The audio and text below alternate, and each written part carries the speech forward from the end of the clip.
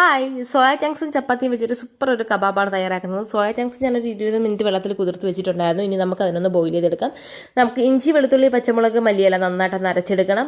ചപ്പാത്തി ഞാനൊന്ന് പൊടിച്ചെടുത്ത് വെക്കുന്നുണ്ട്. അതുപോലെ തന്നെ നമ്മുടെ സോയ ചങ്ക്സ് വേവിച്ചെടുത്തതിന് നന്നായിട്ട് വെള്ളം പിഴിഞ്ഞ് കളഞ്ഞിട്ട് മിക്സിയിലിട്ട് നന്നായിട്ടൊന്ന് അരച്ചെടുക്കണം. സോയ ചങ്ക്സിൻ്റെയോടൊപ്പം തന്നെ നമ്മൾ കുറച്ച് പൊടിയായിട്ട് അരിഞ്ഞ സവാളയും ചപ്പാത്തിയും മുളക് പൊടിയും മഞ്ഞൾപ്പൊടിയും ഗരം മസാലപ്പൊടിയും ആവശ്യത്തിന് ഉപ്പും 2 ടേബിൾ സ്പൂണോളം കോൺഫ്ലവറും നമ്മൾ അരച്ച ഇഞ്ചി വെളുത്തുള്ളി ആ ഒരു കൂട്ടും അല്പം ഓയിലും കൂടി ചേർത്തിട്ട് നന്നായിട്ടൊന്ന് കുഴച്ചെടുത്ത് വെക്കുക. നിങ്ങളുടെ കയ്യിൽ സ്ക്വേഴ്സ് ഉണ്ടെങ്കിൽ അത് വെച്ചിട്ട് കബാബിൻ്റെ ഷേപ്പ് ചെയ്തെടുക്കുക. അതല്ലെങ്കിൽ ഇതുപോലത്തെ ഒരു പെൻസിൽ വെച്ചിട്ട് ഇതുപോലെ ഒന്ന് ഷേപ്പ് ചെയ്തെടുത്താലും മതി. സൂപ്പറായിട്ടുള്ള റെസിപ്പിയാണ്. നല്ല ക്രിസ്പി ആയിട്ട് നിങ്ങൾക്ക് ഇത് കിട്ടും. കോൺഫ്ലവർ ഇല്ലെങ്കിൽ കുഴപ്പമില്ല, കുറച്ച് മൈദ ഒന്ന് ആഡ് ചെയ്തിട്ട് ചെയ്തെടുത്താൽ മതി. അതുപോലെ തന്നെ ചപ്പാത്തിക്ക് പകരമായിട്ട് നിങ്ങൾക്ക് ബ്രെഡ് ക്രംസ് വെച്ചിട്ടാണെങ്കിലും ഈ ഒരു റെസിപ്പി ചെയ്തെടുക്കാവുന്നതാണ്. അപ്പോൾ ഞാൻ എല്ലാം ചെയ്തെടുത്തിട്ടുണ്ട്. നമുക്കിനി ഓയിലിട്ടിട്ട് തിരിച്ചു മറിച്ചു വിട്ടിട്ട് നല്ല കളർ വരുന്നത് നല്ല ക്രിസ്പി വന്നിടത്തേക്ക് നമുക്കൊന്ന് ഫ്രൈ ചെയ്തെടുക്കാം. ലാസ്റ്റ് ഞാൻ കുറച്ച് ചാട്ട് മസാലയും കൂടെ ഇട്ടിട്ടാണ് സെർവ് ചെയ്തിട്ടുള്ളത്. അടിപൊളി ടേസ്റ്റ്.